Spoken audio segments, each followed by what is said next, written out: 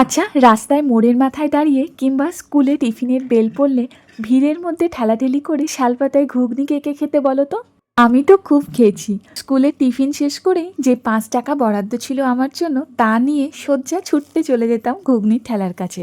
ওহ, কি যে ভালো ছিল ওই দিনগুলো!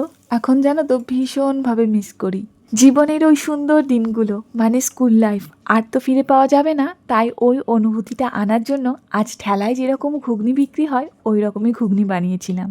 তবে স্বাদ আর গন্ধের জন্য আমি এক্সট্রাভাবে আরও দুটো জিনিস অ্যাড করেছিলাম: গোটা গরম মশলা আর কারি পাতা।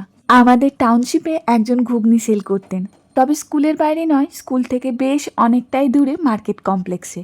উনি দেখতাম ঘুগনিটা আবার এইভাবেই তৈরি করতেন। বিকেলবেলায় স্কুল ছুটির পরে অনেককেই দেখতাম ওনার কাছে দাঁড়িয়ে দাঁড়িয়ে ঘুগনি খেতে। ওটা দেখে আমার নিজের স্কুলের কথা মনে পড়ে যেত। তবে উনি মোটেই সাউথের লোক ছিলেন না, উনি ছিলেন বিহারের লোক। আজ তাই আমিও ওইভাবে ঘুগনিটা ট্রাই করলাম।